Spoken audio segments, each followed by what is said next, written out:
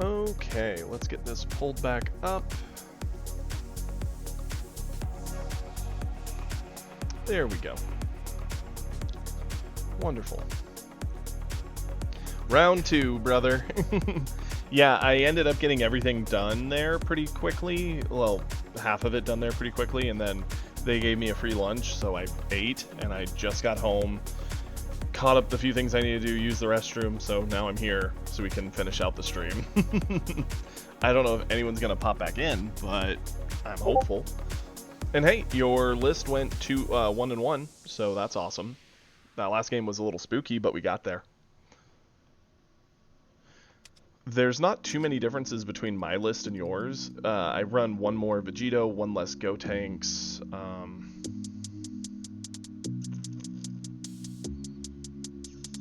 Yeah, that's, I think, the main difference between the two, actually.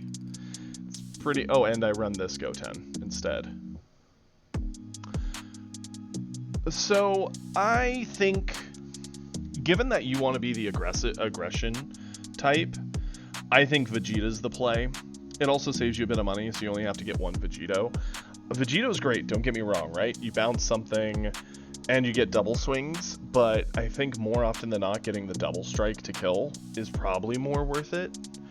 So I'm thinking that should be the line. Like, legit, I think your list and mine are, the differences are so minimal. I do think it's worth trading the Goten to this one, because especially with yellow being more prevalent, the bounce effect to slow down yellow's ability to go extra wide quicker is going to make a big difference. I also think it might be worth dropping Gallic Gun from 3 down to 2, and putting in one more Sickle. Because Sickle is something that can still land pretty good hits, and it's not common that we need Gallic Gun, but having it as an option I think is still worth it, if that makes sense. So I'm thinking we're going to try that. I'm going to add one more Sickle, take out one Gallic Gun. My list is still running one card over. Is there a card I'd like to pull? I don't think so. I think I'm going to let it rock as it is. Thank you, Nerdy. Again, sorry I had to take off from stream. I hate having to split it like that. I know it's kind of boring for everyone who likes to watch, and it's inconvenient for everybody. Thank you, Matt. Okay, so we still have a lot of replays, which is probably the majority of what we'll still be doing today. I do still want to play a game or two. Kiri, did you want me to test out that list more, or did you want to see my Vegeta list, now that you saw the ones this morning?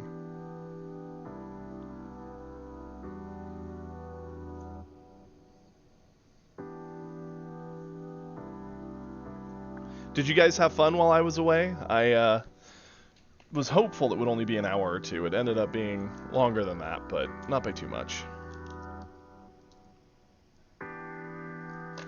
Sure thing. Let's do it. Because yours and mine are so similar, Kiri.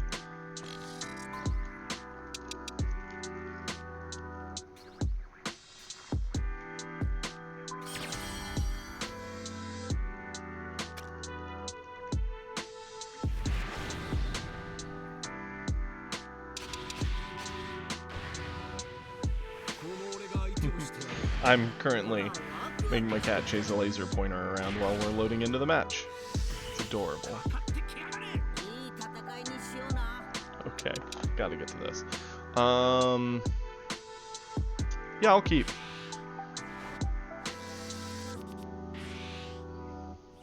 I think Blue Goten's worth it just for the slowdown of the early game, because Blue doesn't have the strongest like turn 1, turn 2, but they have very good turn 3, turn 4, turn 5. So you just slow down the tempo just a little bit. You hit the brakes for a second. I did super, yes. I had to end stream briefly. Well, briefly, but 2 hours. Oh, 3 actually. As I had an appointment I had to get to. Yeah, send this.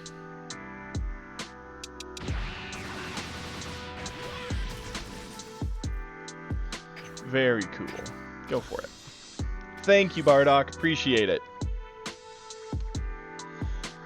I mean, it was fairly quick, surprisingly, for the most part.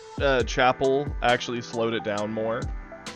But that, I mean, I'm not going to complain. It was funny and fun. But you know, his playful side slowed everything down.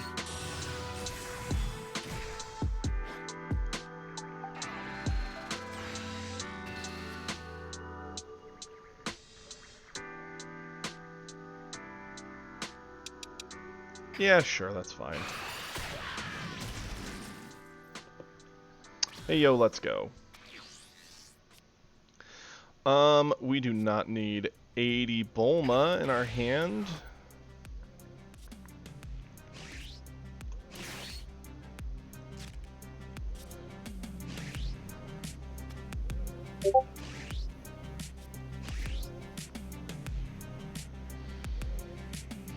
I don't want to burn coin. It would be good to establish the Zamasu down, but I also don't just want the hit to stick. I want to slow him down. Honestly, I think that card's really good, Super. I think it's going to work very well in a lot of blue decks, and it kind of takes the blue spot for blue, as the 2 slot for blue, as there's not too many great 2-drops for blue, in my opinion. We actually streamed this morning, Inferno, but then I had an appointment I had to get to. This is just all around awkward. Let's swing at the hit. No, let's swing at Goku. Okay, that's a much better turn. I'm okay with this. We're gonna bounce, play Trunks, call it a day. I hate to disagree with you, Super, but I mean, yeah, Trunks literally makes it Pilaf, so now you have 2 different versions of the same effect. That's just great. Pilaf's one of the best blue cards, so why wouldn't it be also one of the best blue cards? The only bad thing about it is it doesn't have 10k combo, which I think is good, because unlike Pilaf, you can't hit someone with Pilaf. You can hit people with that thing. You can play it, get a card back, punch them with it, bounce it, replay it, like, it's super good for blue. It's the best blue card I think they've shown. Yeah, and that's what's another balancing factor. You don't need it to search itself. You search for a Pilaf that you had to get rid of, and then you play a Pilaf and you get something else back, and then you bounce it, so that way when you lose the Pilaf, you can get the Pilaf back. It literally can pick up your whole Pilaf engine. It's balanced Pilaf, yes, but it's also more than that. I think we do need to avoid this.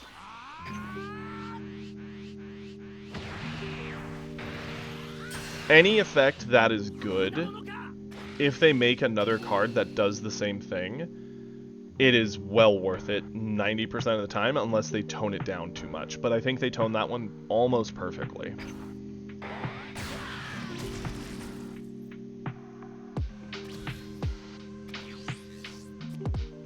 Well, not always can you just Pilaf spam, right? Sometimes you have to combo away Pilaf, and now blue can happily combo away Pilaf, knowing they can get him back. Like that, the value in that cannot be understated. What's our play here? I would like to Pilaf to get back Goten, potentially. Sickling that doesn't feel great.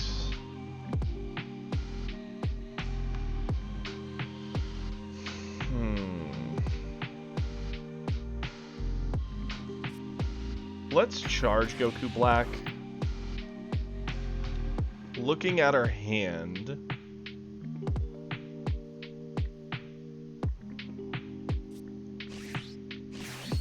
I'm down with setting down Zamasu. Going another Trunks for just general card draw. Pressure with Vegeta. Combo in the Trunks.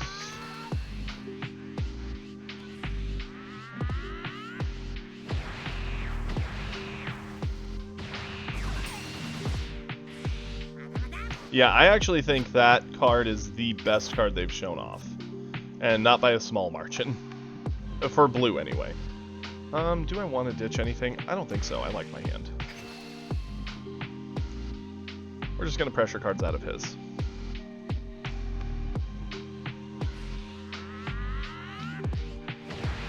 I'm not too impressed by most of the Satan City cards. They're definitely meant to be a new tribe that's meant to, you know, do all the usual gimmicks of most tribal decks. But I'm not saying it's going to be unplayable. I just don't care for most of the Satan City stuff. I think for the new Goku, it'll definitely be stronger since he actually has a lot more interaction with it. Combo this way.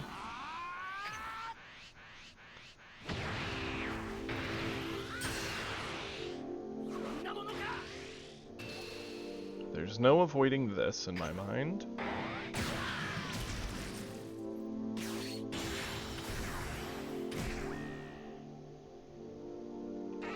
Ooh, putting him down to 5. That hurts my soul. That's quite the play.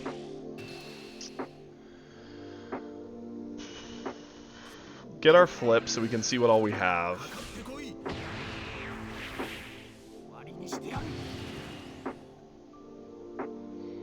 So 25, 35, 40? Yeah.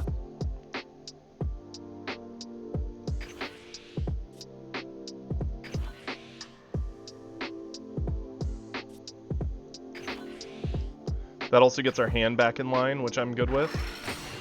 Saves us a life, gets our hand back where we want it to be. Okay. Now let's charge this away. I don't foresee me slowing down enough to play another one of those, and if I want to, I can always peel off loop.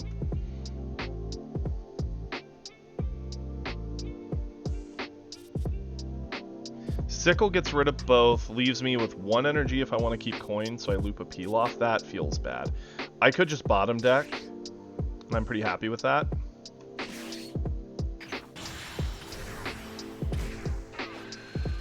Yeah, the fact that we're getting another peel off effect is actually kind of cracked. It's insane for blue. Pressure in. Very cool. We can ditch that off with Zamasu Swing to find something that at least just has combo, helping keep us safe.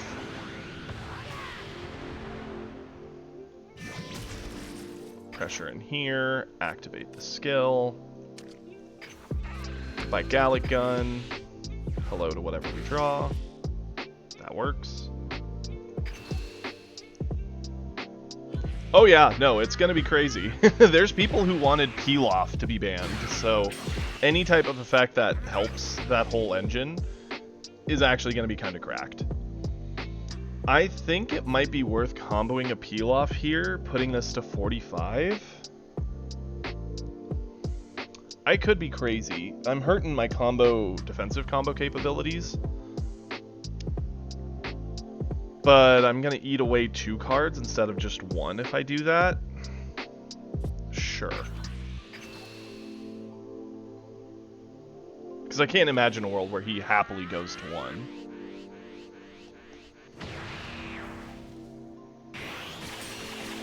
Okay.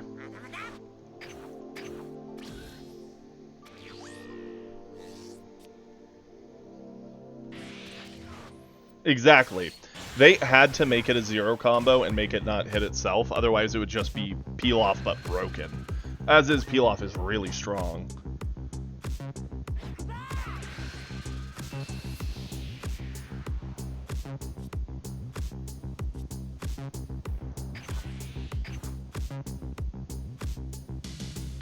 Okay. If we find a Vegeta, we play it and we sickle this board. If we don't,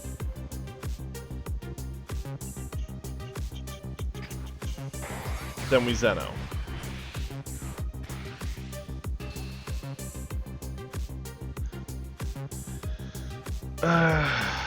Six cards. If we eat it, we pick up 2. We're back up to 8. Or we can combo away 3. So Trunks, Gotenks, and Zeno.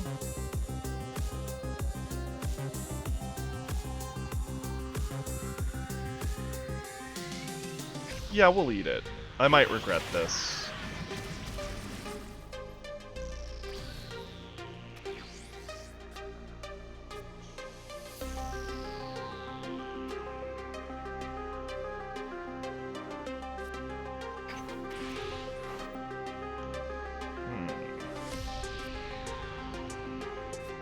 let's do this swing first, so we can use this effect to turn something that we don't want in hand. Because we can't Zeno this board. So we burned coin. Old Kai. Not what I wanted to see.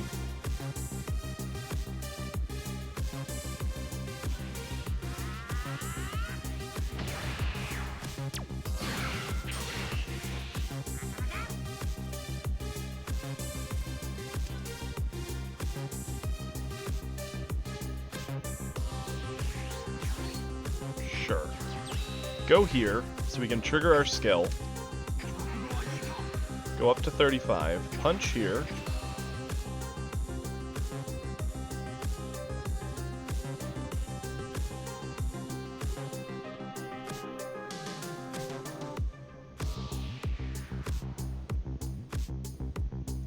We'll loop Peel-Off to get Peel-Off to burn the last of our energy. After we swing, that way we get card draw.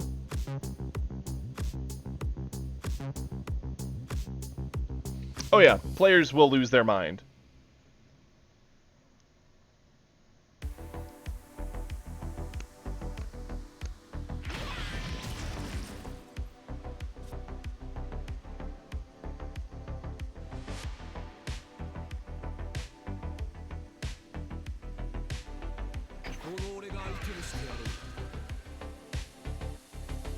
I'm sad to get that, but I'll have to live with it.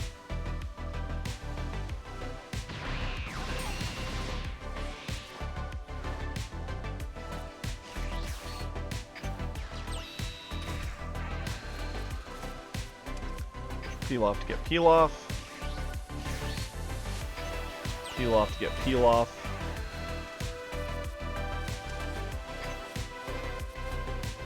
Gotenks skill, pick him up. Go for it. We have a good amount of defensive combo. We're probably going to need quite a bit of it here, especially if he glimpses.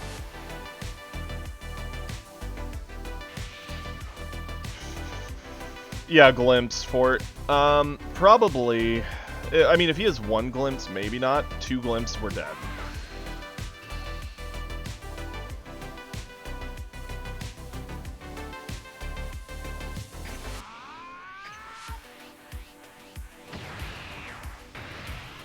Way better, Drumlin. It's so much nicer. You see a lot more variety, although there is a lot of 17s and U7s floating around.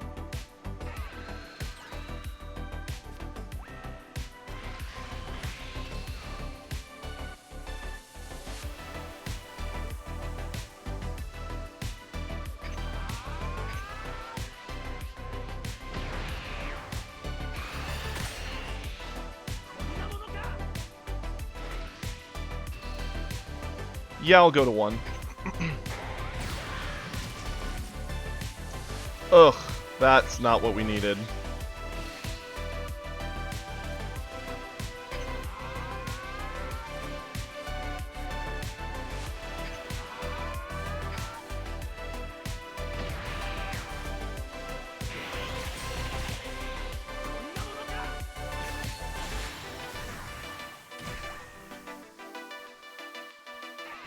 Oh, that's a brutal way to end it. Another UI Goku.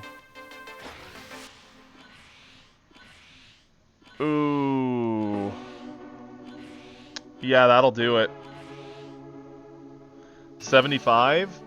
We only get to 25, 35, 45, 55. If this had been like a super, we'd tie. Yeah, he can't. Yeah, that double UI Goku, man. That'll still do work. Sure. Have the Goku Black who just betrayed me.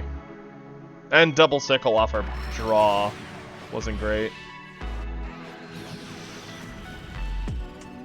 Well played.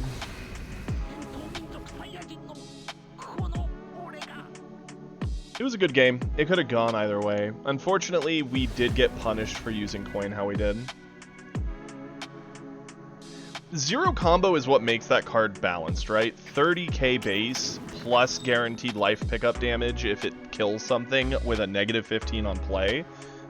like, that's a win con in and of itself right there. We just saw it beautifully do its job. It was, in my opinion, the best 4-drop Red had in set 1.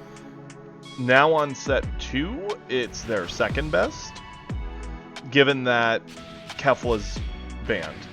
They really couldn't afford to give it combo, because then it would just be unfair. Yes, I unfortunately had an appointment this morning I had to end for, but that did not mean that's all the stream we were doing today. Not my favorite hand. It's not terrible, but I think we can do more. This hand is sort of like the last one, but kind of worse. Absolutely, Inferno. We're actually going to mostly do replays. I just want to do a game or two now that I'm back, and then we're pretty much going full replay, but we'll start with yours after this.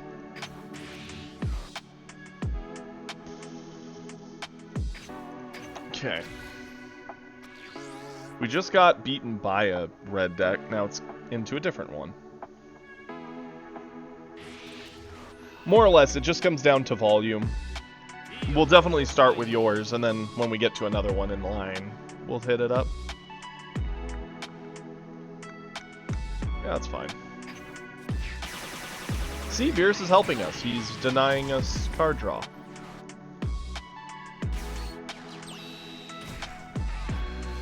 Oh yeah, he feels very weird now. He's still playable. It's just you're working harder for it. I think they could have made it so it was a little more... What's the word I'm looking for? Playable without it being broken, I think is the best way I'll describe it. Okay. Swing here, get our card draw.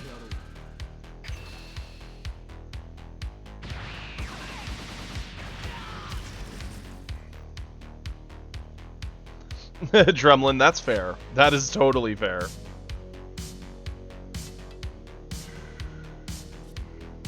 I'm just debating if I want to swing on Beerus with my Zamasu. I mean, we push him to awaken quicker and risk the body. Nah.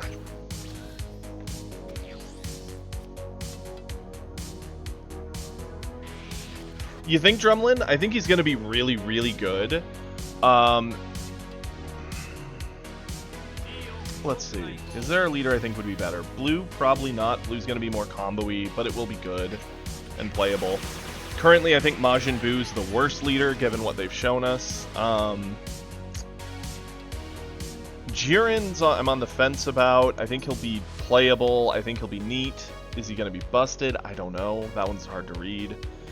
Piccolo is very, very cool, but not inherently like, oh yeah, that's going to be the strong one. Yeah, I guess so. I mean, I'm going to be a Super Saiyan 4 stan. That's what I'll be playing. But I do think Bardock is likely to make the biggest splash. His effect is very aggressive. The thing that's going to help, though, is he is limited in what he can play to do all that. So, that's a good thing. Our charge. Going into turn 3... Charge the Gallic Gun. Swing.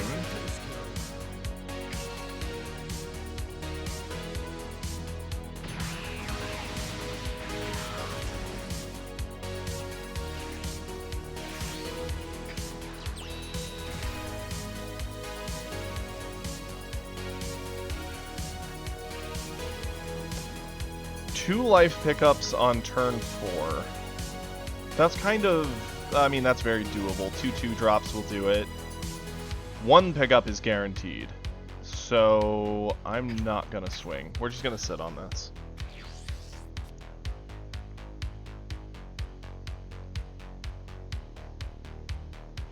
That's true, Drumlin. Although, at the same time, for you to get hit by a double striker turn 3, you'd have to be pushed down to like 4 life before you care. So... it might just be a little too early for it to be spooky.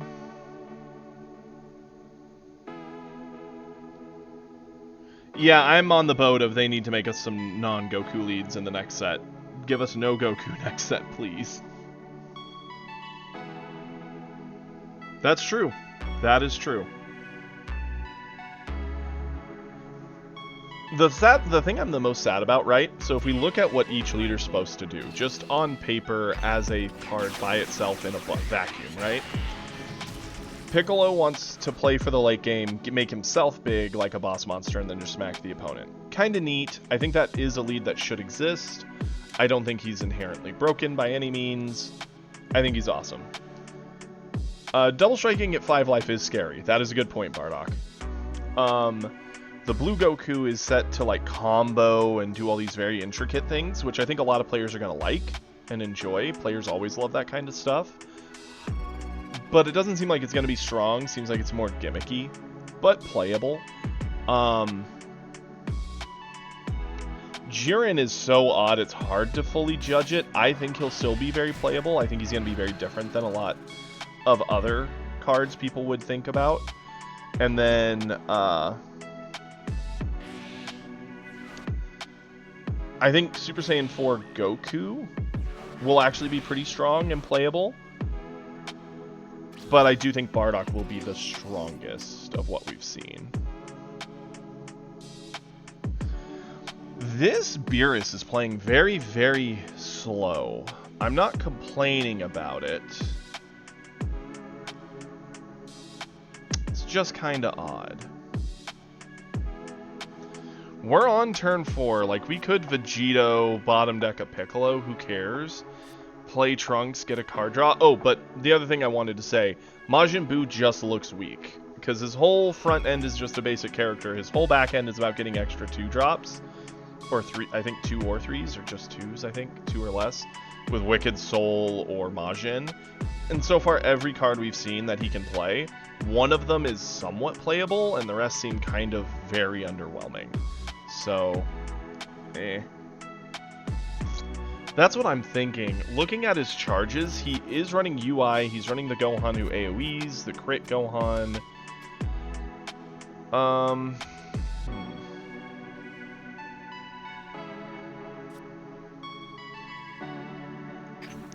Charge this. Before we do anything elsewhere.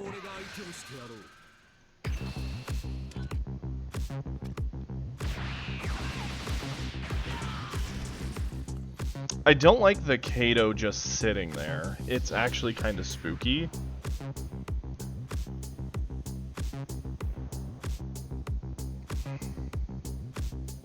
The thing is, even if there's a boss Majin Vegeta, Buu's effect only hits 2 or lesses, so it's still gonna be pretty bad.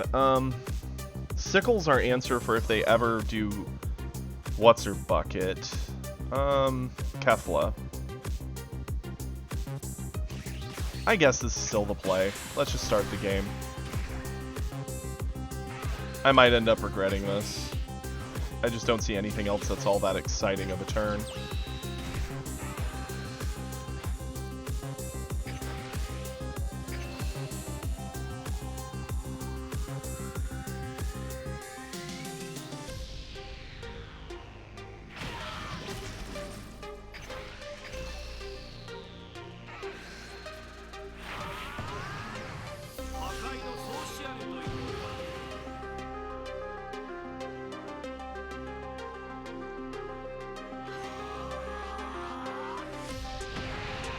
Yeah, that seems to be the pattern, right? They just hard drop UI. I'm gonna bounce this to my hand just because of that. I wish we had a Gotenks to place, but we don't. And we'll pass it over.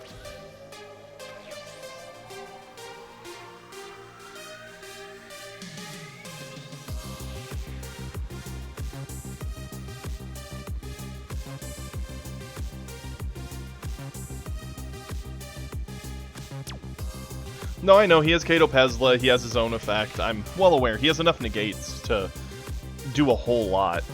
Which is kind of why I want this guy off the board anyway, because it's probably just going to get negated with everything else. And it's 10k combo to maybe help save the Vegito. I doubt Vegito's living this turn, and that's okay. We're probably going to sickle whatever he goes for.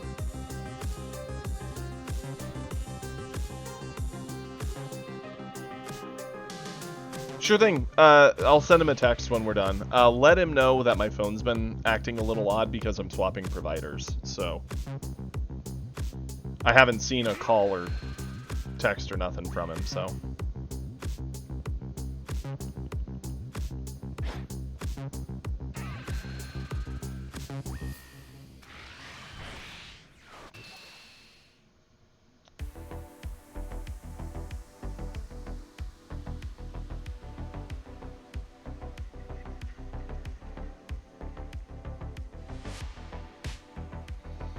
Is it worth even trying to save him? Nah, we'll let him go.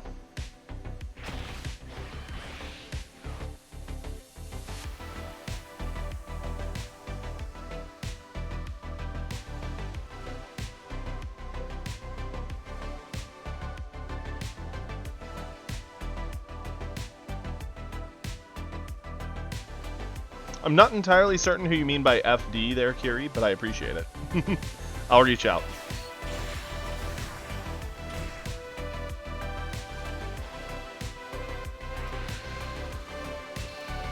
Wants to crit the card away from me.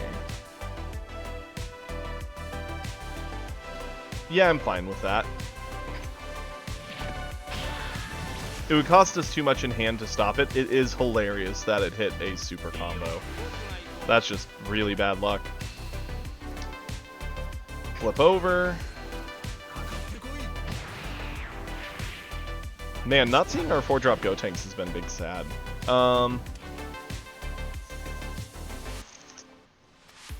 Yeah, let's combo this away. That's my luck every time. Yeah, we played, what, 2 games with this list, and we just have not found our 4-drop Gotenks to get the early cheat. It is pretty sad.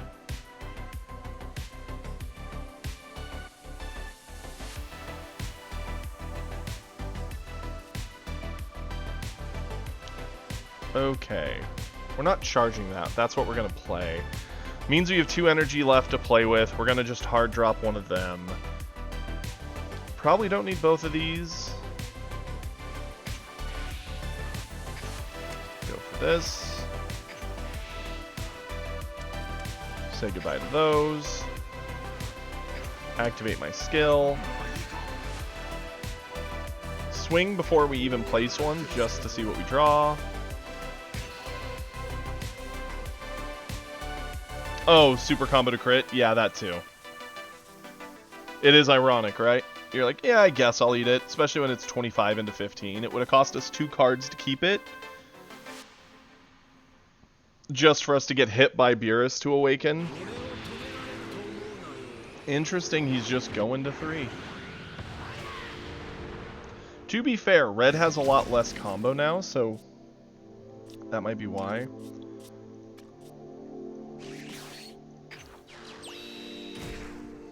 This is also a neat little body because UI doesn't punish it with his play effect.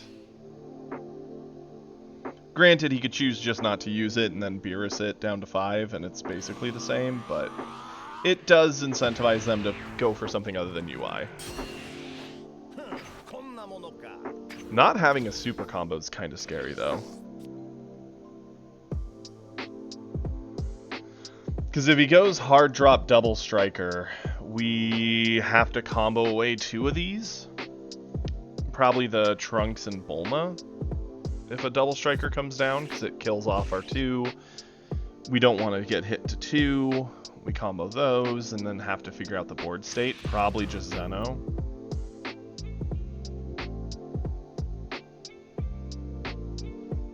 Man's been sitting on the Piccolos since turn 1.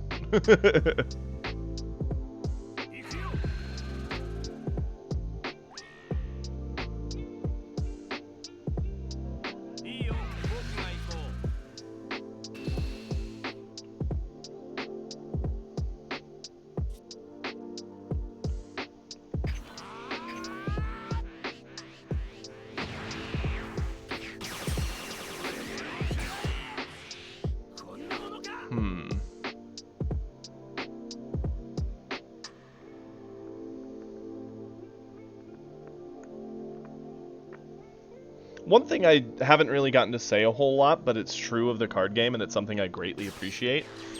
Most matches, even in the ones where you're really, really doing well and kind of rolling and having a great time, 90% of matches do not feel like it's just a free win, right?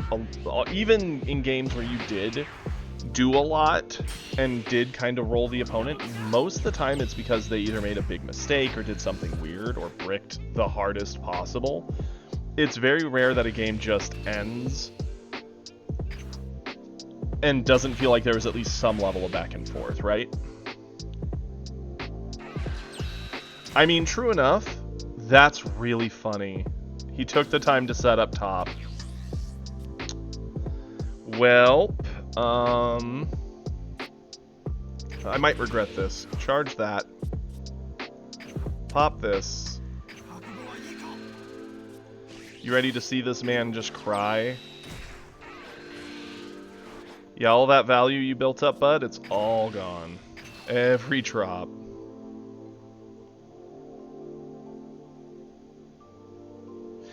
Yeah, the AI is not the best thing to test against. The Zeno, that was entertaining.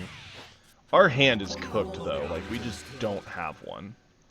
We need a turn to play the Kid Trunks, loop a peel off, kind of breathe. But we're going to be behind tempo doing it. Good news is we can kind of fit one of these with Vegeta. Hopefully he goes into a 4-drop like a UI Goku here. And that would feel really good for us. The Zeno was huge, right? It denied 2 sack pieces, a crit body, a top that he set up, which, why? And a committed Piccolo. Like, it wasn't the craziest value we've ever gotten off one, but it was still a decent amount of value. Need to do this.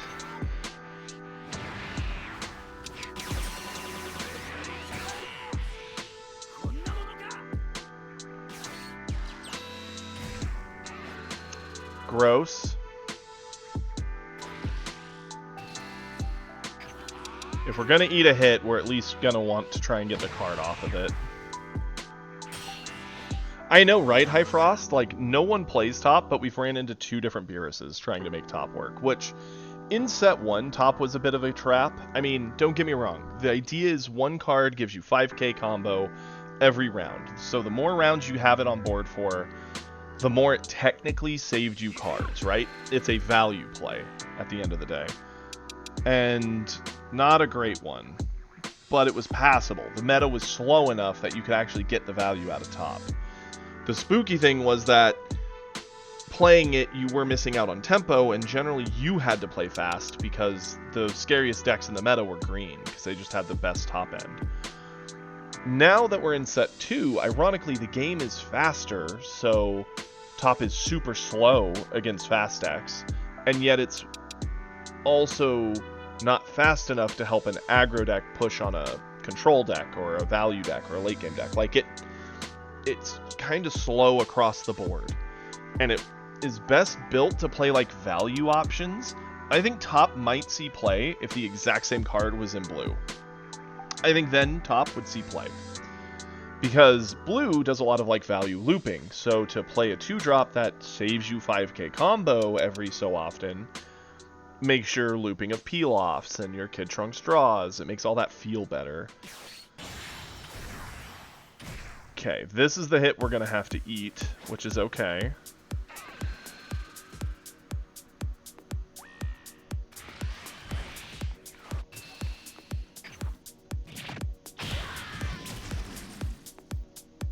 That's a good card to get. That's a great card to get.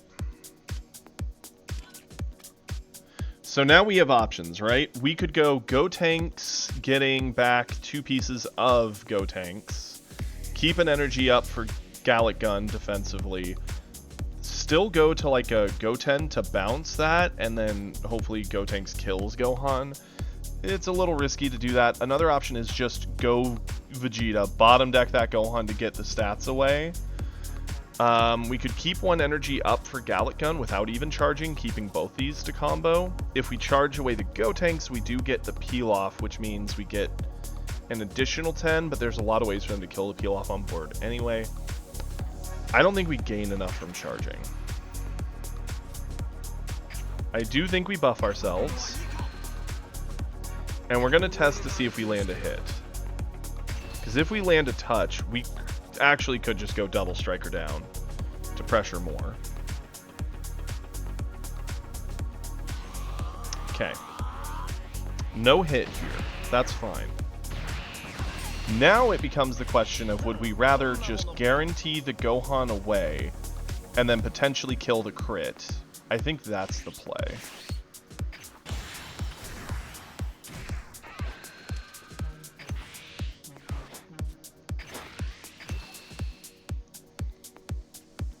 And this requires a super combo to save, which then you don't have it for a Vegeta swing. You better kill that double striker if that's the case, because otherwise the double striker threatens game. And now we pass it over.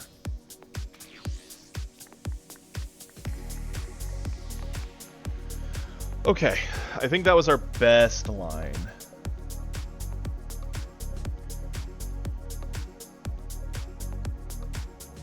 UI Goku also doesn't feel very good here for him. If he UIs, he drops us by 15 down to 20.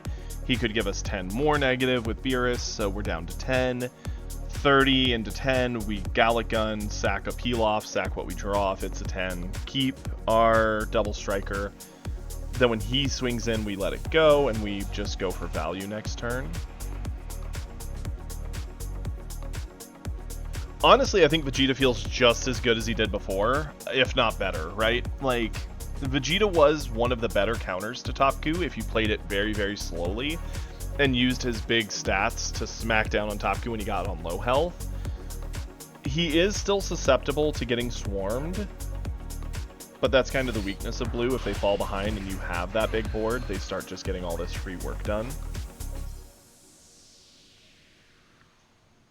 But I don't think he really has a distinct matchup weakness. I think Blue kind of feels good into just about anything. It's more about situational weaknesses.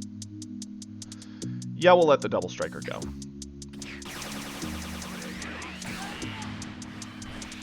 I don't see a world where we save it from that, because we'd have to Gallic Gun and sack the card we get off of it.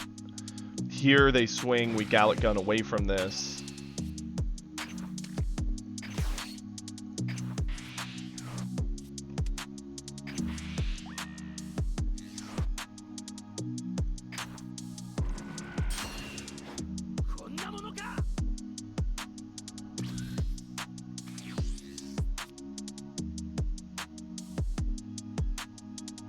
I mean, that is funny, right? We could Absolute Lightning that away, still have 3 to play with, loop Pilafs, and go.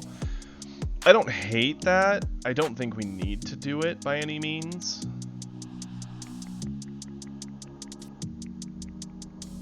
I think we charge it. I'll pop my skill. I will try to kill the body. Hey, that's a great card to have in this situation. And we were really scared there for a minute, right? Our hand was 2, 3 cards, and we've gotten up to 5 now. And we're about to take a turn that's still going to pressure cards out of his hand, but it's also going to refill a bunch of ours. So we go Gotenks. Get back these 2. Actually, get back these 2. No, these 2, because we can still get him from Pilaf. Go Pilaf.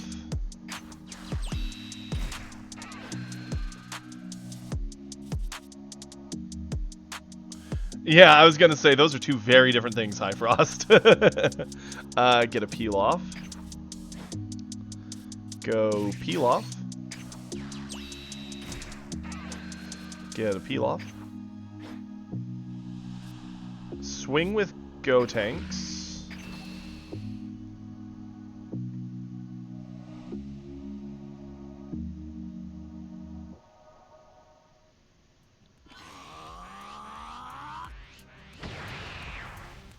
Now, the only spooky thing about this is if we play another Pilaf to get a Kid Trunks, we are denying ourselves 10k combo. The only thing that punishes this line is like a Beerus that blows up all of it. We could always get the Bulma, actually. So that way we're not actually going combo negative. I'm fine with this. Yeah, I am setting up so he could Beerus the board. If that's all he does, I'm okay with it, because next turn we can kind of just push at his face. And if he doesn't have Beerus, this is just like game on board, right? We're essentially setting up that, hey, next turn you're dead. Do something or lose. And even if he does what one would assume, plays Beerus, blows up the whole thing, all it really does is eat our super combo and make us loot more Pilafs.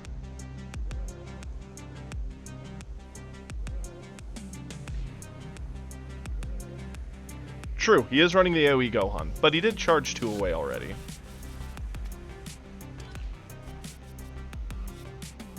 There are weaknesses to this play.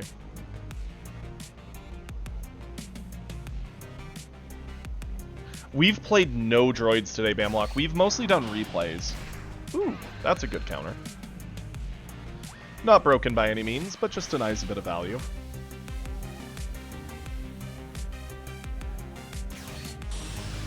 End hit. Yeah, no, he's got the methods of killing off some Pilaf. We did 2 Vegeta games with a list that Kiri wanted us to try, because that's the list Kiri's looking to potentially build and play in person. And then I did a bunch of replays. Well, actually, we started replays, did a game or 2, went back to replays, then I had to leave, and now we started with games, and we're going to end in all replays after this.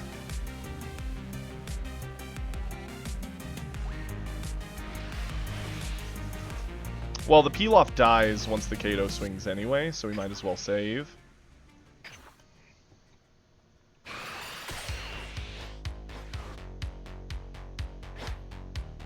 Unless you meant, like, did I fight a lot of droids? In which case, I think we fought 1.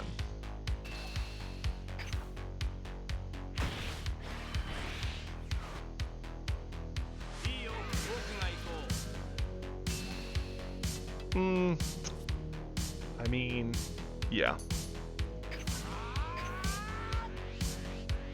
So my thoughts here, we play Vegito, we bottom deck the hit.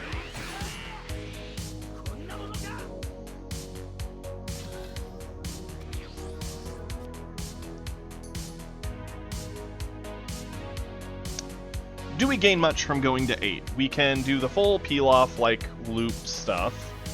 Not bad.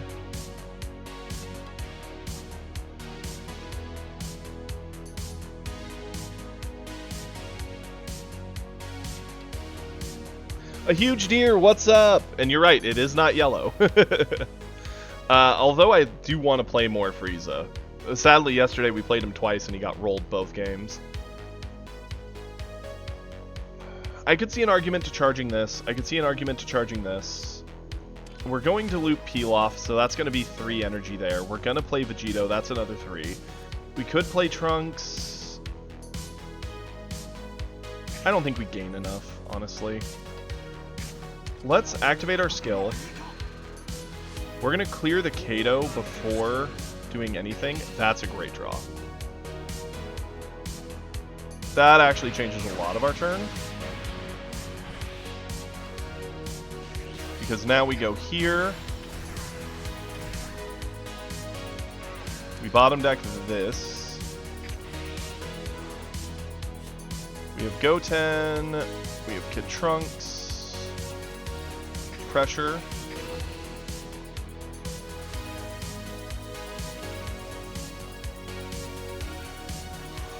Welcome back to playing, friend.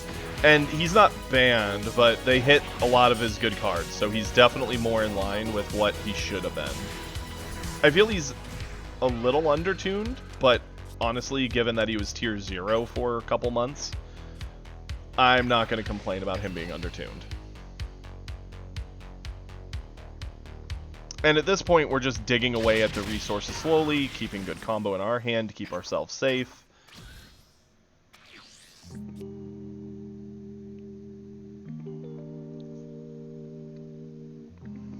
I'm thinking we'll pump ourselves, drop our Bulma, go to 45. That's a pretty solid swing, and then just full dump into something else, and that'll probably end it.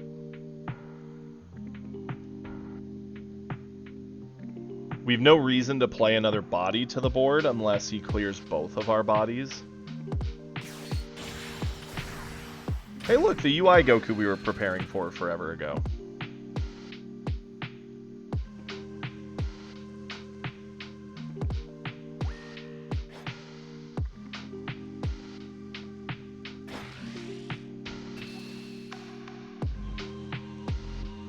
It would eat 2 cards to save it, but then it just gets negated anyways, and we're at 3 life, and we're going for the kill next turn. I'm fine with this. Yep. It's the crit thing. All crit leaders burn out faster than non-crits because the crit leaders miss out on the early game card draw.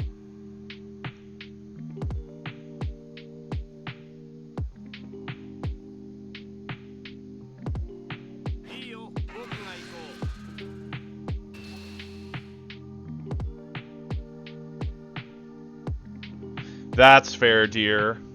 Are they back to playing again now that he's actually been brought back in, I hope?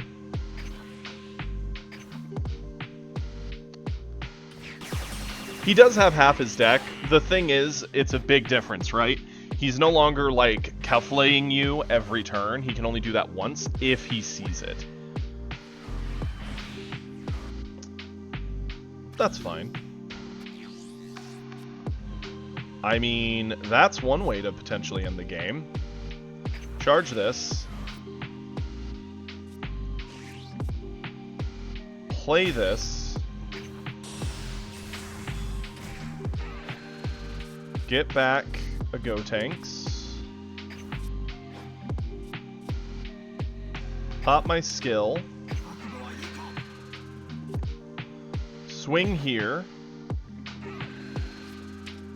Turbo down a Gotenks. Get these 2 cards picked up.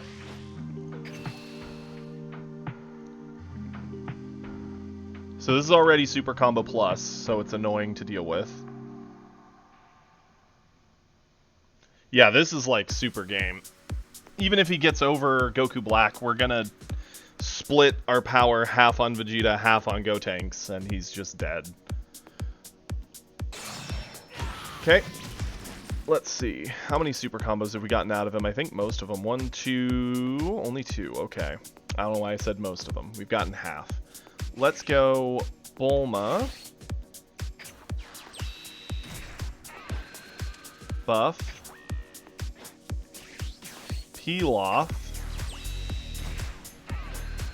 Get Pilaf. Vegeta, because we want to see the killer animation. Sack. Sack. Sack. Sack. Sack. Sack. Sack. Catch. 110. If he gets out of this, I'd be impressed. Yeah. Hybrider. Yep, and just in case he lives, Gotenks comes in as a 40, so makes it brutal, because he'd have to somehow get through that entire swing while maintaining 2 cards. It's just impossible. And we get the animation kill, so, you know.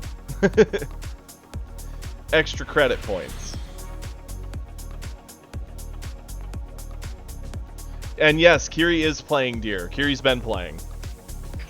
We even have in-person decks that Kiri, for my birthday this month, ordered me what I needed, and Bardock was sweet enough to donate some cards as well. So me and Kiri will have physical decks to play the game.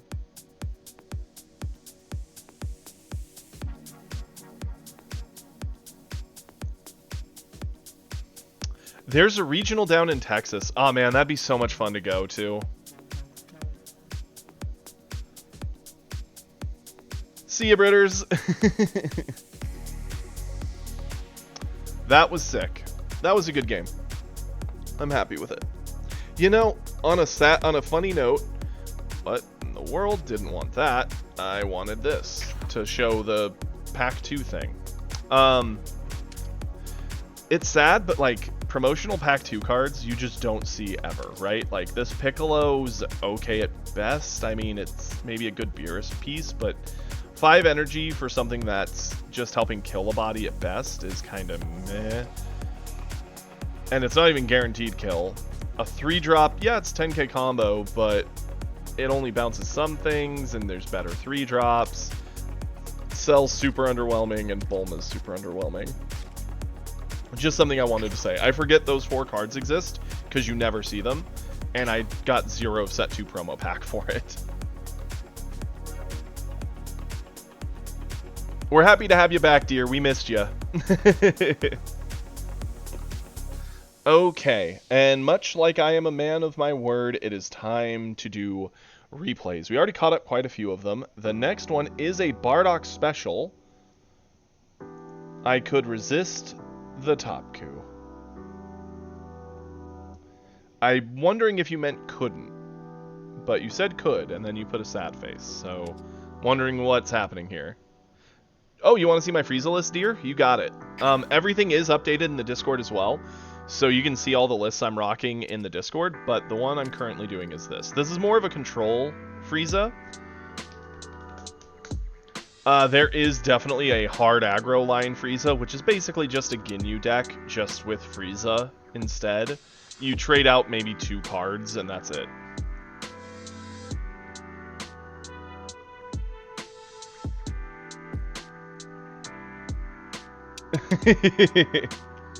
I keep telling Kiri he needs to put in the work to start climbing. He sits in silver at the moment. Really? It went bad again, Not Christian? Thank you for letting me know. Kiri, will you link the Discord? Kiri always has that on prep. On lock. Another thought for anyone who's looking at my Frieza list. The Android 18 in it is completely changeable. You could make it a Niez 2-drop. You could make it a Zarbon 2-drop. Everything has an advantage. The Niez 2-drop gives you a better life pickup and a better 2-drop to just play to board. But it doesn't have the Frieza army, so it limits Recoom's options. If you go with Zarbon, you up Recoom Ginyu options, but then you lose a 10k for a 5k. I mean, 3-drop's already pretty crowded, so I don't think you need her, but there are cases where her coming down and resting things does a lot, so that's the card I'm most unsatisfied with in the list. Okay, let's go ahead and get this replay rockin'. There is Vanilla Birder, which I was very tempted to put in. I run him a lot. Like, he is a 10k who also just helps fill that keyword role you kind of need filled. It makes him surprisingly effective. I decided to give the 18 a try. I'm not going to lie to you. Likely, it's just going to become Birder again. Yep, if you don't see your Ginyu, he's a Recoom target. You can put him down to give yourself a body for Ginyu.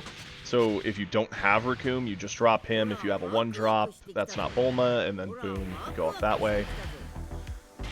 Ooh, okay, and this is our last replay from before the nerfs, so go figure we're going out in a wonderful way in a Top Coup mirror. Everyone wave goodbye, because this is the last of full-strength Top Coup you're gonna see. Unless people start pulling up Top Coup replays that they had from the past, but please don't do that.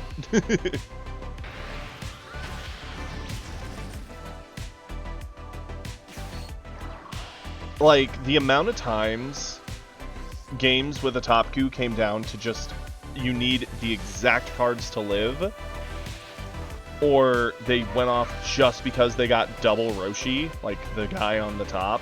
Ugh. No, this is a Bardock replay. Oh yeah, we owe Inferno a replay. Duh, thank you, Super. You are correct. We will do double Inferno back-to-back after this to make it up to him. Thank you, Super. I did space that. I got distracted doing everything else. There you go, dear. I actually played Top Coup on stream yesterday to give it a try, because I think he's still playable. I'll be honest with you, I think he's like a tier 2, tier 3 deck at this point. Like, if you want to play him, he's playable, but you're going to work harder to win. Yes, yours is afterwards. In fact, we'll do back-to-back of yours, Inferno, as an apology. There is no new tier 0, Domino. There's a lot of tier 1 lists, but no new tier 0. At least none that have popped up. And I can't really imagine any of the decks being considered a 0 at this point. You've got droids who are worthy of being a tier 1. They can go wide, they can go tall, they're just flexible, and generally good in all their matchups. You have Vegeta, who's spooky, still just as strong, and can be more aggressive and less control-y, which is good. Trunks is still really crazy loops and bouncing and all that, which is great. Green also gets Broly back, who is kind of scary because he still does what he did in set 1, and there's not as much pressure on him to survive. Cell can be good in the right situations. I'd almost personally put Cell as a tier 2 list. I do not think Cell is tier 1. I think he's tier 2 because he can just get pressured so quickly by Yellow and Droids and Vegeta that it feels like you're always having to fight back. So that's why I'd put him as a tier 2. But he is very playable. Frieza is the strongest Yellow lead. So if you want to be a Yellow player, I highly recommend Frieza. I'd say he's arguably a tier 1 or tier 2, lowest end. I mean, honestly, I feel that way too, Drumlin. But I've seen when Cell gets what he wants and everything lines up, he is actually quite good and hard to kill. I would put Goku Black as a tier 2. It's still a high rolly deck. It's just more consistent than it was in set 1. But there's also more things to stop you from just absolutely face rolling the opponent. So with that in mind, I think you could play a Goku Black and win a regional. I think you could. But I think that would be harder to do than just piloting, say, Vegeta. And that's why I'd put him at tier 2.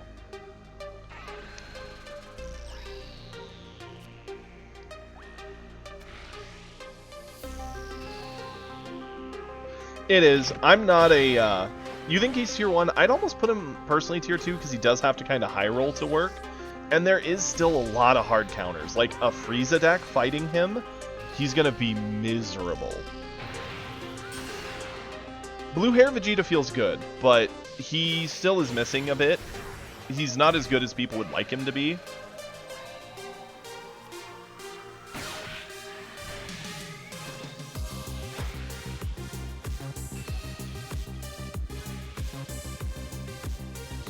It does go super hard into Frieza for sure, but their ability to either A, kill a Goku Black by playing the 6-drop, and then deny the next 6-drop by just having it exist, or just locking Goku Blacks down with the 4-drop and giving protection with Vegeta, I think if I had to give a percentage odds in that matchup to one color or the other, I'd say Frieza wins the matchup 6 or 7 times out of 10.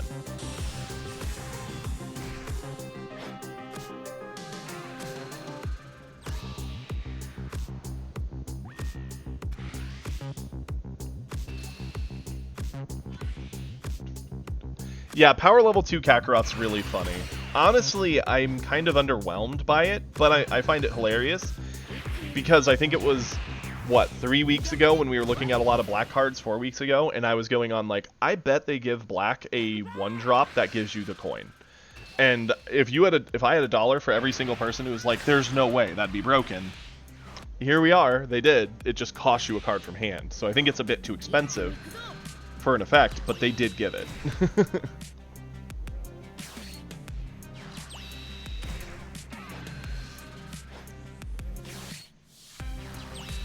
I think it's a bit too expensive to lose a card from hand to get an energy marker, but then again, energy markers let you cheat turns, so it's going to be crazy to see how it plays out.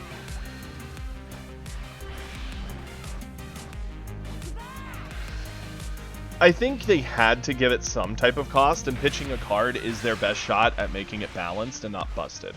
I think if it didn't have a cost, it would be actually broken. That's true, 3-drop Bardock does draw to compensate. It will also come down to how much card draw black gets, right? If they get a fair amount of card draw, then yeah, it's going to be crazy. If they don't have a ton of premium card draw that fits in what they want to do, it gets worse.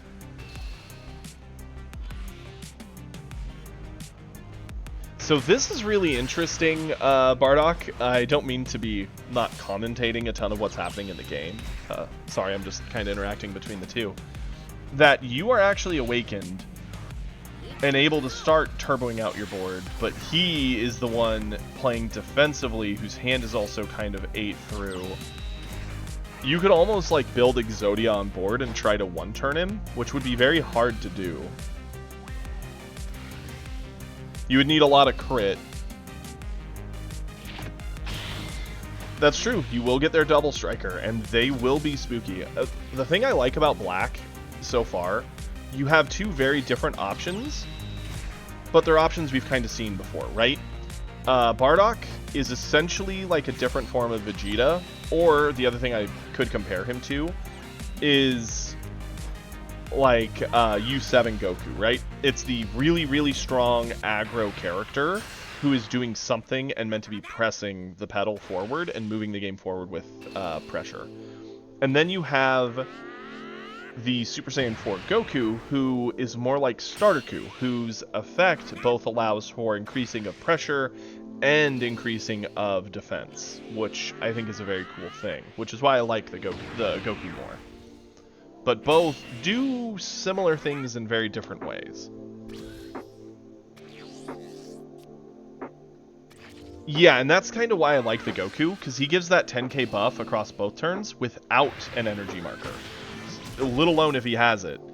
And if something has a 15k buff to punch you, that's annoying. And then if it has a 15k defensive buff, that's almost unkillable in some situations.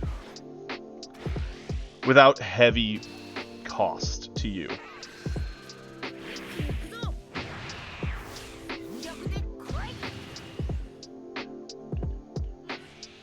So the Goku that you're facing is in a lot of trouble, right?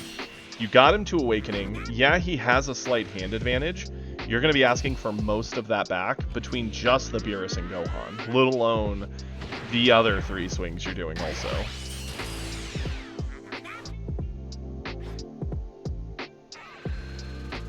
Pretty much, yeah. I think Black is easily going to be a tier 1 color across either leader, more or less. I think it'll be very, very playable, which is a good thing. I just hope it doesn't turn out to be a tier 0. I think that would be heartbreaking.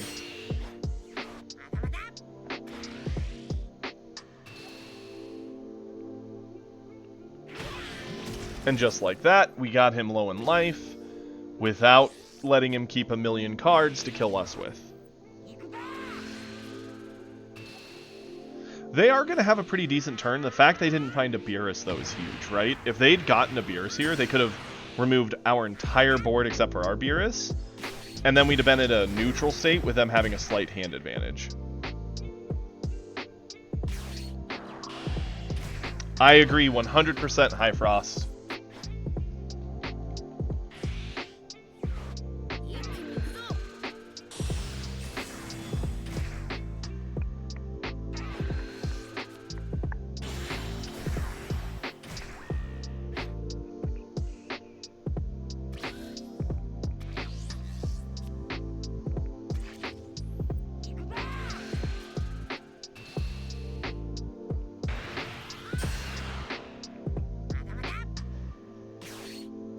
We're so close to removing all the stats off one of the 17s, it's sad to see it. No, he's not. He's just playing everything and sitting on it, which is not what you want to do.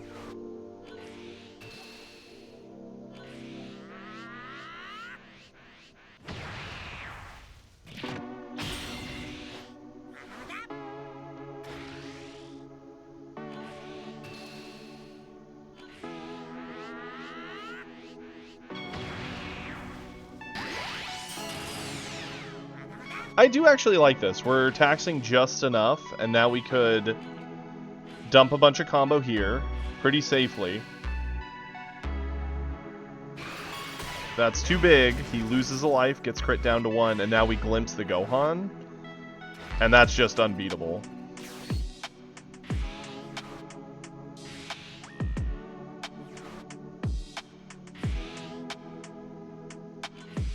Yep.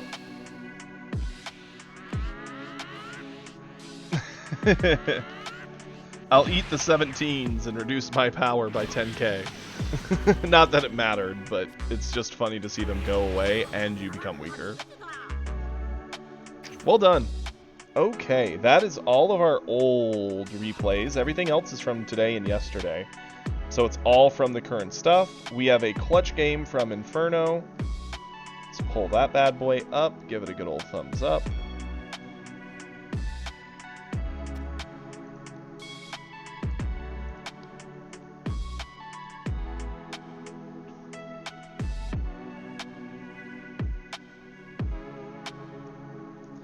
You know, I don't actually think... A lot of people are looking at the new Super Saiyan 4 Goku like he's going to be reliant on that extra energy. I don't think so. I think it's a option, and I think it'll be kind of like Blue, right? But it's the actual version of it. Blue, most of your cards say if you have 7 or less, do this effect. You kind of need to do all that to make the blue cards work. But he doesn't have to give a 15k buff. Even just a 10k buff on a double striker on both turns is nutty. Like, just the extra 5 when it happens is cool. He's not going to have to go out of his way to make it 15. Yep. I'll be playing the Goku because I want to work towards Black Mastery, but...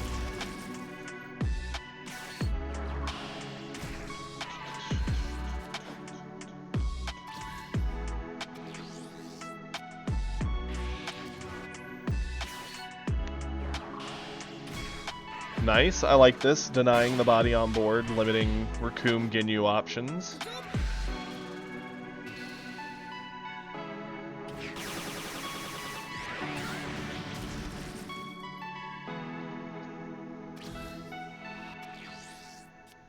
That's true.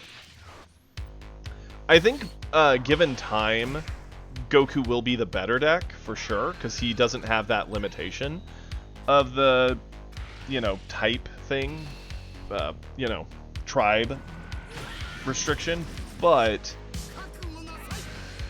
I think if you're looking for just a raw high roll win, Bardock will be the play.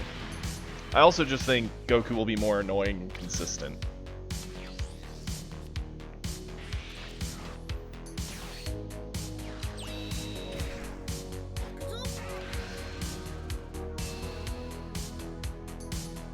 Not necessarily. You can just stuff your 3-drop without putting their 2-drop in.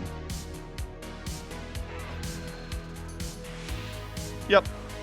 Just ramp yourself. It's no different than you essentially had a D-strength, except for it's got combo. It does stop Recoome Ginyu. I'm not gonna lie, I would have been tempted to stuff it just to stop Recoome Ginyu. We're lucky they don't have Recoome right now. No, you're good, Bardock.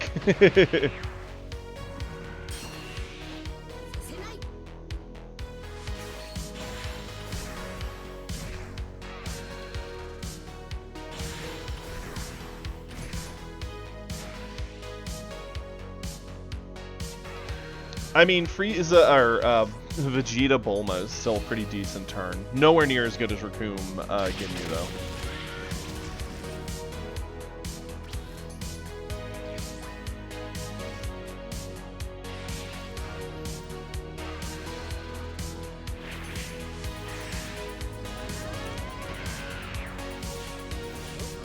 Yep, and he didn't take lives.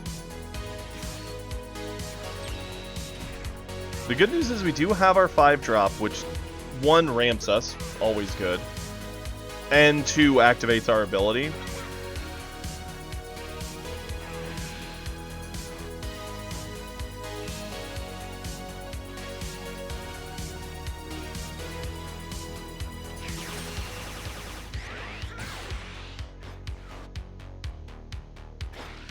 Yeah, I was gonna say, I really hope you kill that Bulma. Do not let that sit there. It will outvalue you very quickly.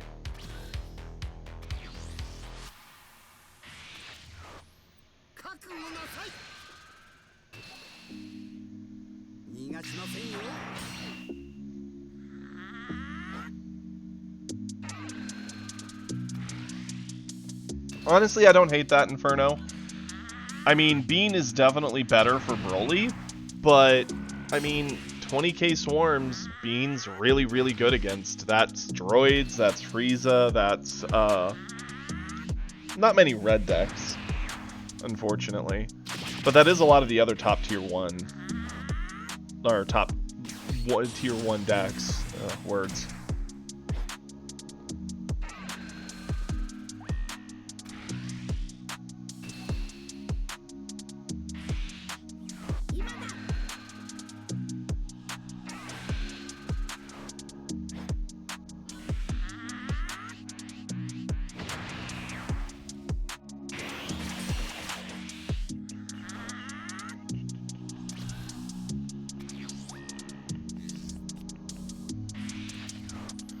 Okay.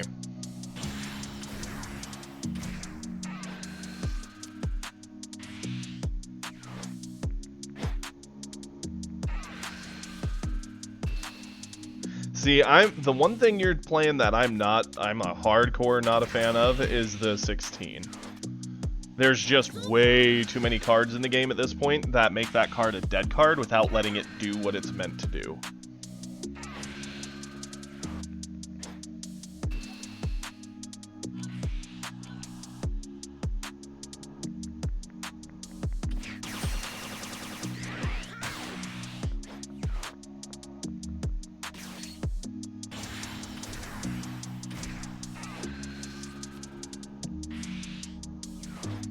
Good, toss it away.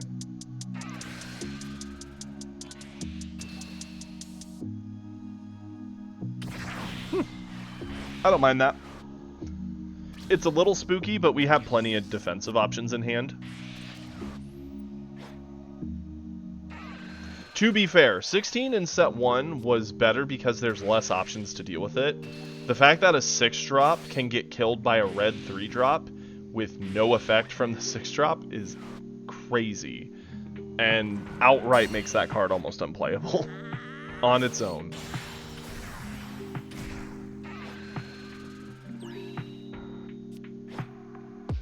It's poetic justice.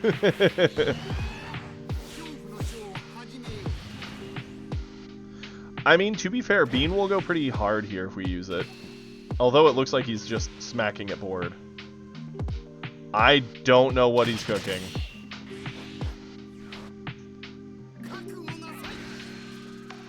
Maybe just thinking he needs more protection from pop effects, but like... what are you gonna do now, right? Let's fantasize here for Frieza. You've got 2 energy left. Cheat out Ginyu. Get the 2 energy back. Get 1 drops for draw, maybe? Using the protection from Vegeta to keep your board safe from like a Broly play, but Broly's just gonna fail to pop 1 thing and then punch 2 things in the mouth. Like, who cares? Yeah. Or even like another Golden, right? Threaten 2 double swings at the opponent. Something. Yep, called the turn. It's the double ones.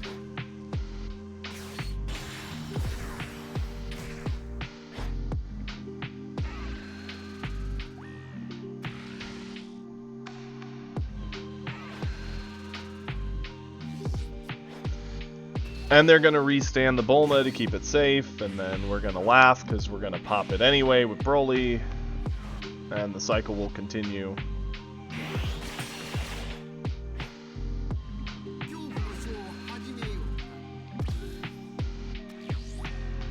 I don't know why he restood Ginyu, though.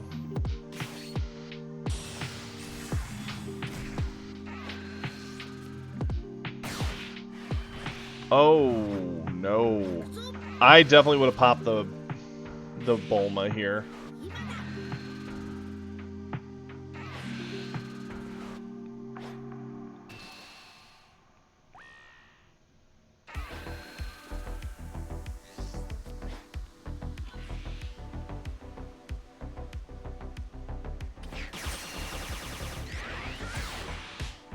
Or maybe they just like ponytails as a dude. Or pigtails as a dude. You never know.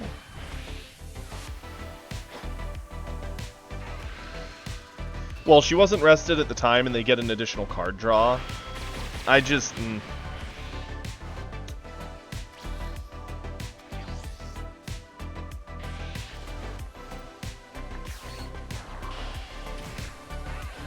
I do actually like that you kept the Broly restood if you weren't killing the Golden. I would have done double swings at Golden. I would have ignored the Vegeta, because who cares? We don't even have any great pop effects in hand anyway. Versul over here losing his mind. Play cooler. I mean, no reason not to turbo down another Ginyu.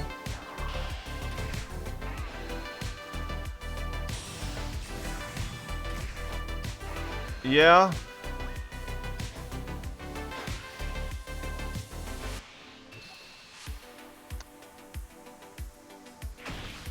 Well, I hate to inform you, Versul, it's not in the hand. He doesn't need it, alright? Like, he's gaming. He has a scheme of double Raccoon? Did he just not know? There's no way. You could have... No. No, no.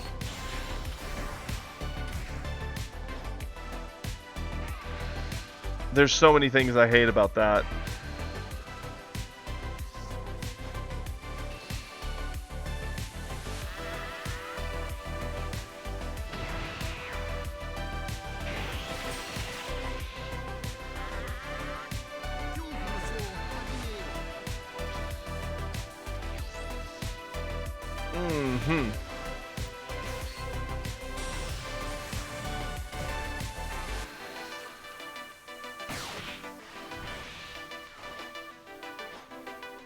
Yeah, me too, actually.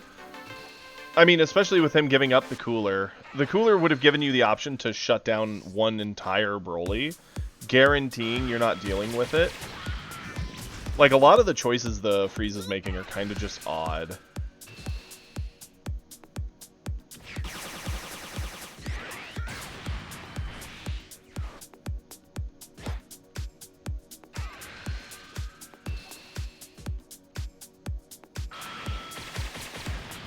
See, I would have probably, like, full tilted into the Frieza here. I'm not gonna lie. It's hard for Frieza to avoid these swings, and even if they do try and avoid the ones near the end, we have Meteor, like, instant. There's no stopping that. Especially given how terrible all of Frieza's combo is. And now he can drop the 4-drop Goku and freeze both Brolys.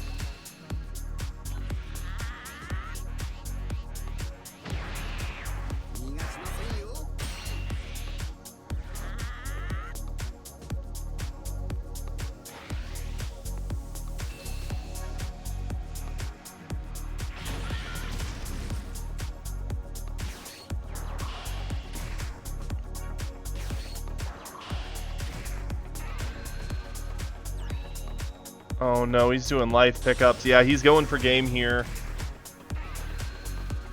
The sad thing is, he had no reason to do this. He could have just played Goku.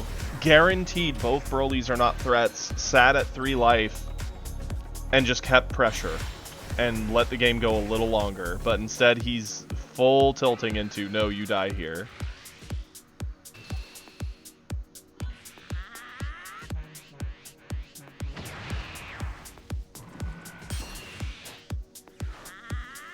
And with all the life pickup, it guarantees he's dead. It was pretty close. I would not have played this turn this way, though.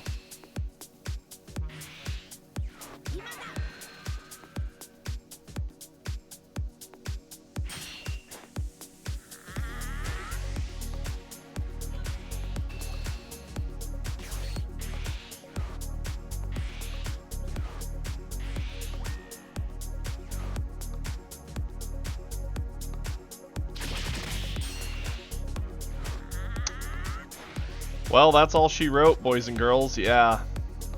He's full dumping because he's like, haha, I got him. Catch my 60. And for Gohan, that is not a big enough number.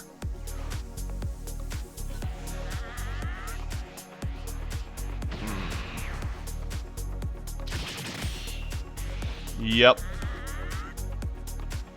It was close, but, like, why even risk it? You've such the card advantage. You could have played a body, checked, Gone 4-drop, checked in, froze the bosses, still been at 3 life, Gohan sitting at 1, has a hand of like 4 cards. The only out he really gets to beat you is another Broly, a 3rd Broly, which, not unrealistic, but you just have to avoid 1 swing out of 3, or a double striker, which again you just have to avoid 1 swing out of 2. Yeah, a Cell would have been good, don't get me wrong. You'd have played it, you'd have blown up things, you'd have healed to 2. But the amount of cards he could have dug out here, and then done another turn of card digging, he probably could have pushed the next turn and actually won. I don't think Cell would have kept you in this game if he went for the control play. He rushed it. Which, don't get me wrong, there are times that will still win you the game, but... Ooh-wee. He still got cooked.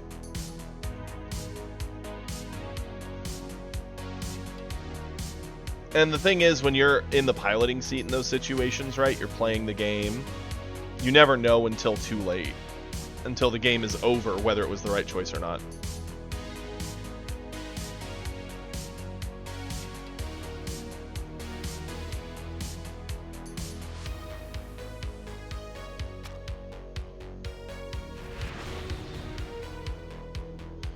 Yeah, you wouldn't have died to a single double strike, but taxing you over 8 attacks probably would have done it if he just stalled another turn or 2, went up a bit more in cards, and kept your Brolys from playing the game. So this is also an Inferno replay, to make up for the fact I missed the original, where we were supposed to watch it. So it is a top coup post-nerf into Frieza.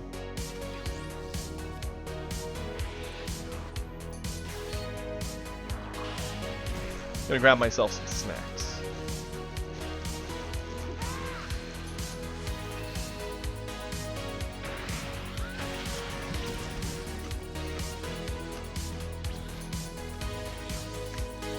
It is heartbreaking to see Versul, not gonna lie.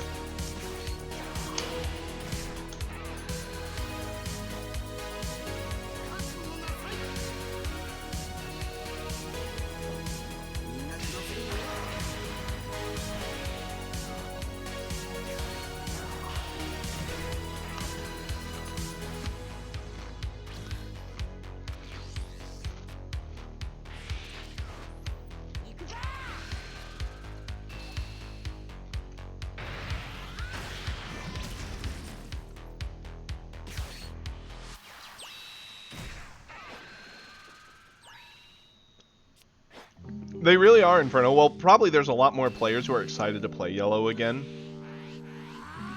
Which would also explain why you're going to see a lot of Yellow making weird choices. They're probably not entirely used to what Yellow has to do to get the victory. Yellow is one of the more complicated colors. I would argue if you're talking color complexity, like you're a brand new player, you want a color that's easy to play. I think the easiest color to play is generally green. And then red, and then I would say yellow, and then blue's the hardest.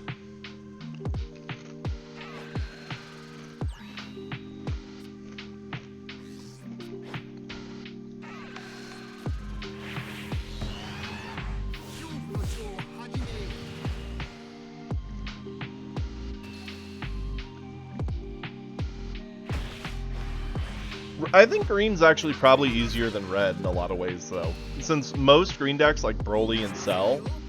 I mean, Cell's complicated in lots of little interactions you gotta do right, I guess.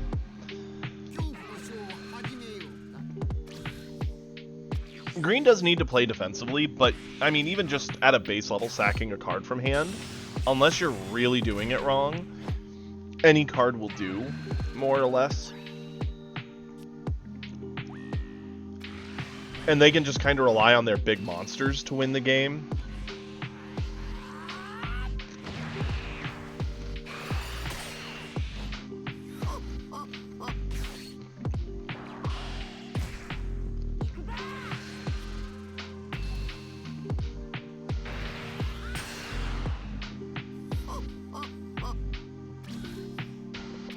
But there's no doubt that yellow and then blue are the top two.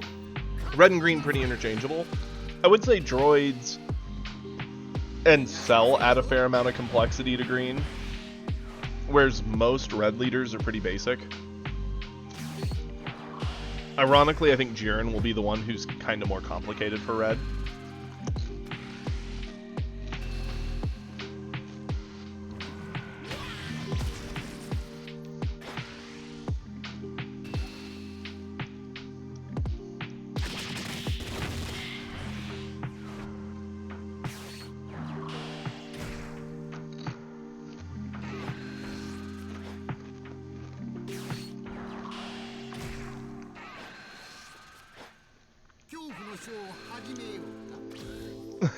I mean, it could have been. We've seen Inferno pull it off before.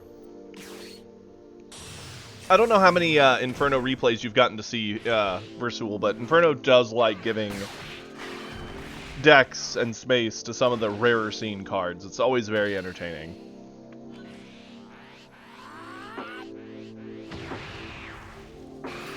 It really is, right, Hyfrost? The fact you have to rely on it on the top of the deck is absolute insanity.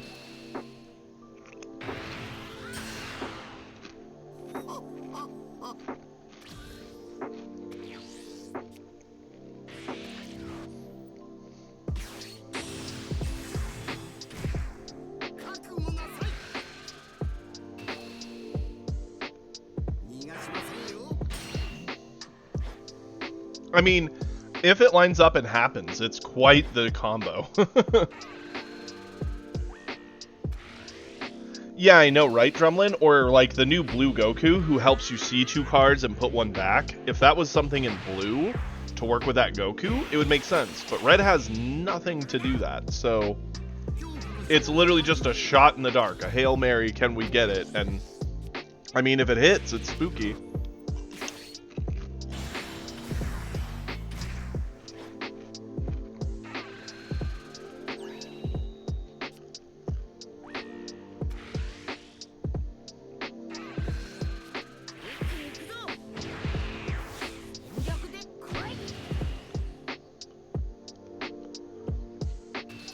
He'll get better use out of the field than most. The only real thing I don't like about the field is its best way to play it is like turn 1. And it gets rid of itself to do its effect. Like, I just don't care for the field.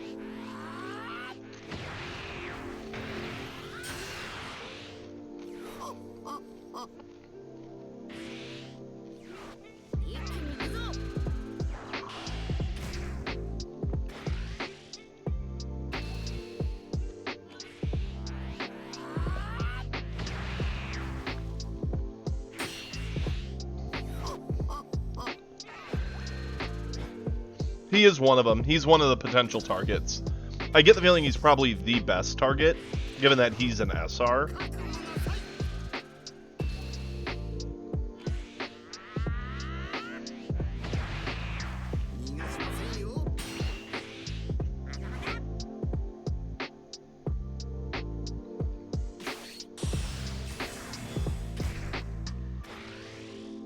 The only thing I don't like about decks like that is it's very, like, intricate lines. Things need to line up just right. And it tends to lead to a higher miss rate, less consistency.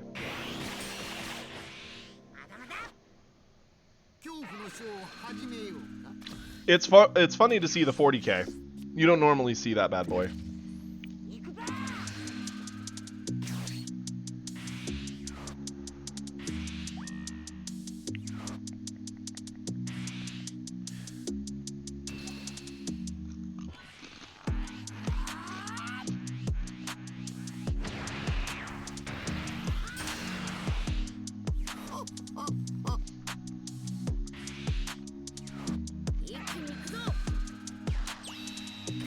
It would have been pretty close.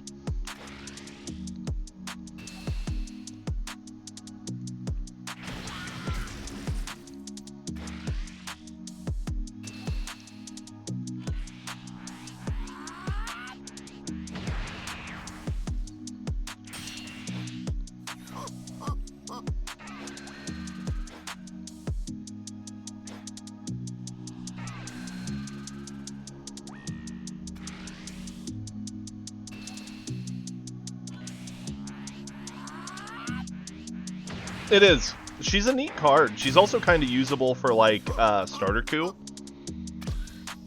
Because you can swing with her, give her re-stander with -5, give her the 5k buff, swing again.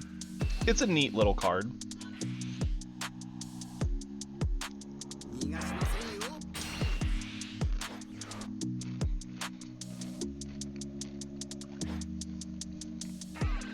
See, I could see that too.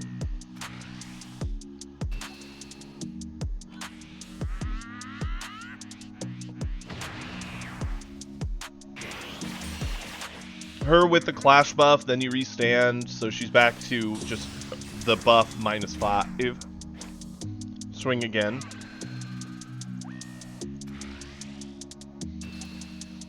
Honestly, I think you could get away with it in ranked. I don't know if you'd climb to God with it, but I think you could probably get away with it in, like, probably silver bracket.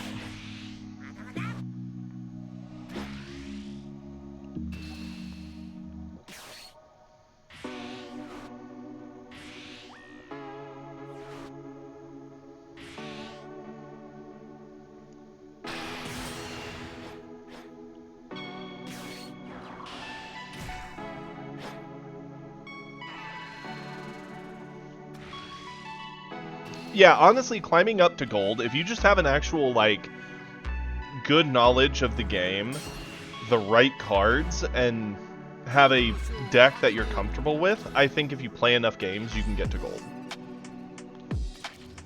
Not to throw shade at any of our viewers who are down in bronze or silver. I just think if you have the right cards, you're playing the deck, you're familiar with it, you're comfortable, getting to gold isn't hard.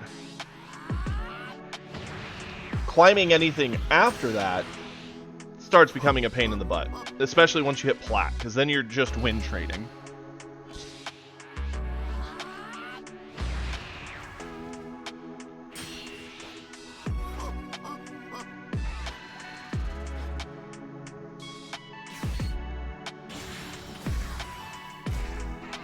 Yep. Working deck that gets 50% wins. That's all you need. Brutal.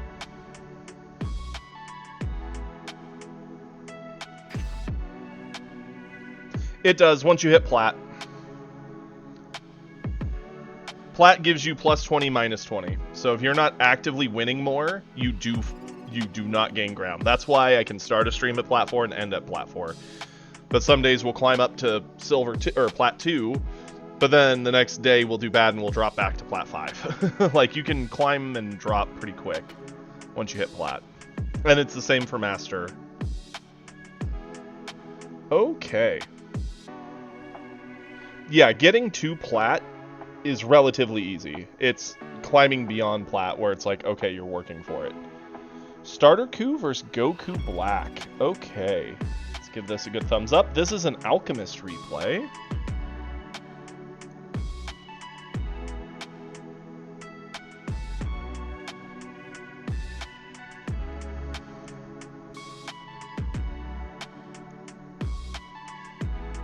Of course, when they bring back the betting system, that's going to throw everything out of whack. Because once you start adding bets, you could go from pretty low to pretty high pretty quick. And yeah, Kyria, I'm planning to probably end about 3, maybe a few minutes after. I figure this will likely be our last replay, just because of time. And then, let's see. Yeah.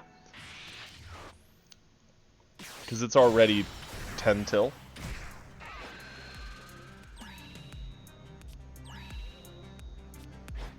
Yep. With the betting system, the whole point of the betting system is it speeds up the process, right? And it gives you streaks. So if you put a lot of bets in and you just have a lucky day, you can climb pretty quickly, but...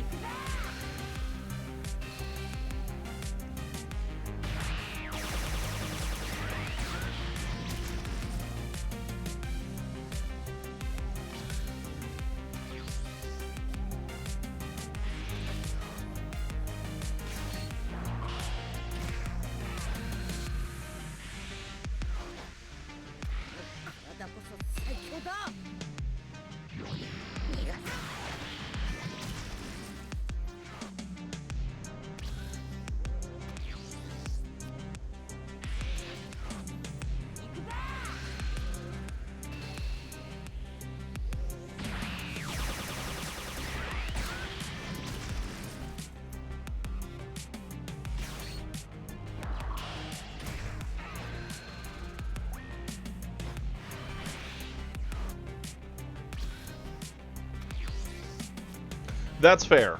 I don't blame you there.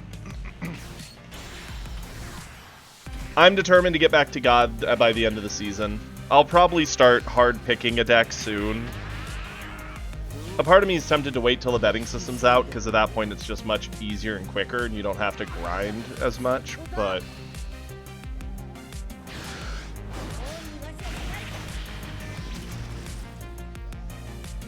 I do want to get to God again before the end of the season.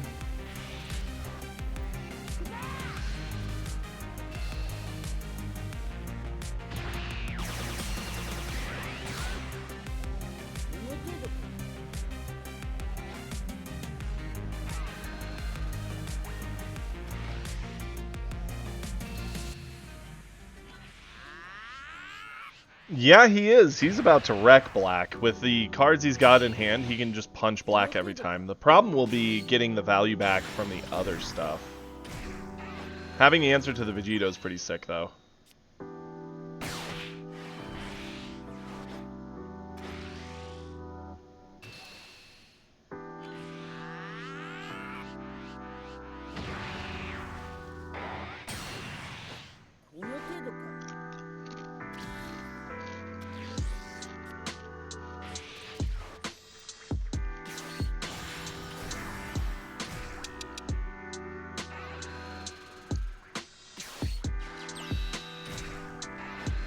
It certainly helps Red's ability to do something about the boss monster screen does. The problem with every color when it comes to how do you deal with Green's boss monsters is that when they play the monster, they generally get to blow something up or two things up and get 1 to 2 swings, or one swing that does 2 damage. Like, they get so many effects from just playing it and doing the single thing it can do on that turn that it's hard to get that momentum back. You have to really heavily tax them beforehand, so they're just gassed. And yeah, the next turn they'll set it again, but by that point you can push to win.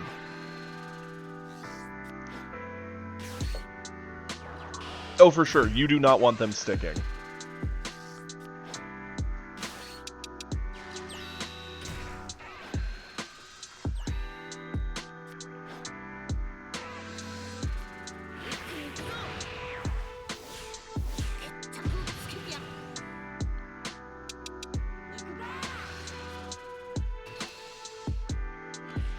It is really sad for this Goku Black that he had a 6-drop, and here he is waiting till 5 to drop it.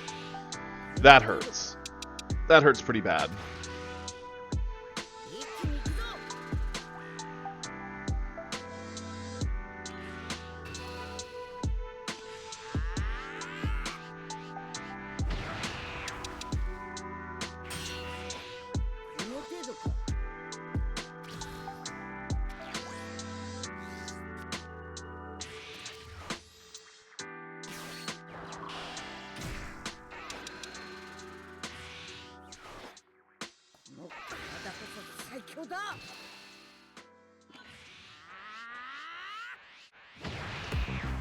What all targets does he have? Not anything too crazy, right?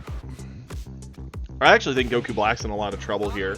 The amount of hand advantage we have is actually kind of insane.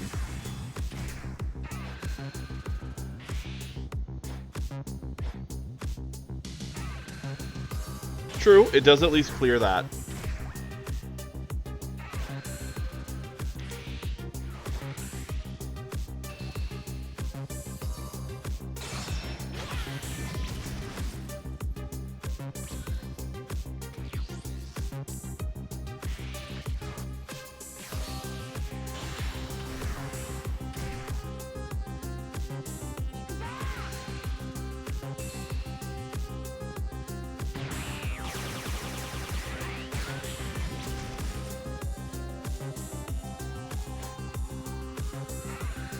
See, I like this, right? Threaten the Goku Black, force him to do something he's going to want and need to combo. Making it 30 asks for a super, which he does have. It's the only one he has. And with the minus 15, we then get to blow up the Goku Black on board.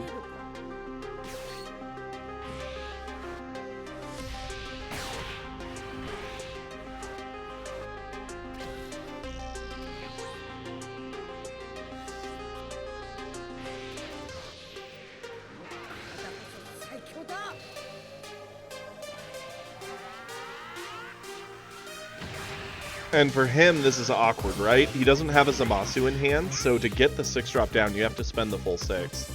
But that means your Gallic Gun's now a dead card, so you're missing another card.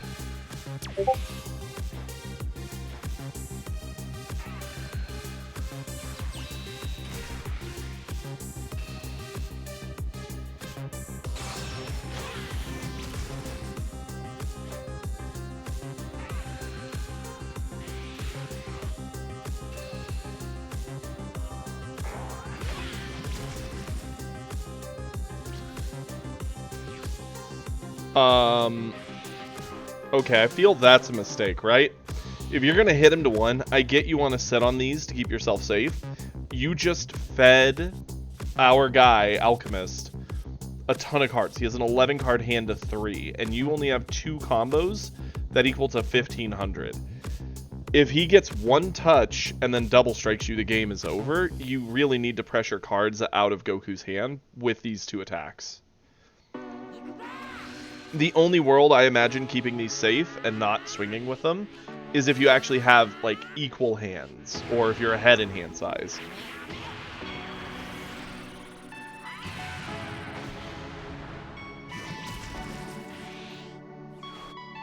Yep.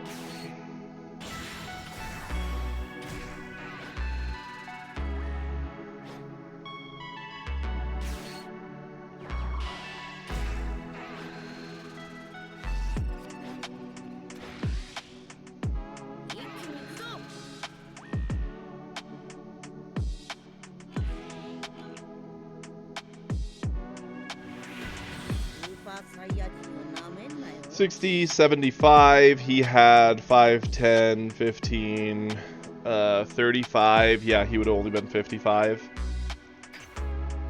The glimpses were dead, for sure, and our guy wouldn't have been able to push as hard, because he would have had to combo away 2 cards to keep himself safe. Meaning that Goku Double Striker doesn't get as big. That means you're likely to be able to combo over it, and if Goku Black got another turn with that kind of a board, it's probably GG with you being at 1. Like, oof, the Goku Black kind of dug his own grave there. Okay, well, thank you for the replay, Alchemist. Now, with the new set, it looks like a lot of people have been posting replays. I'm not complaining. I love watching them. Sadly, we didn't have a lot of time today to watch as many as I'd hoped. We are going to wrap up the stream here. I think I have a few more moments. We might be able to do one more replay or one game, but that's kind of pushing it, so I think it's safer we call it here. Thank you all for joining me today. Tomorrow is up in the air as far as my stream goes. Part of what that meeting earlier today was about, just for all of my longtime viewers, I do have a part-time job I'm working as well as this to cover all my bills. That way I can continue to do this and enjoy my time with you guys while making sure, you know, I may maintain my lifestyle. So, tomorrow's stream is kind of up in the air on some details on that. I will post in the Discord. Currently, I'm going to say it looks pretty good that we'll get to stream tomorrow.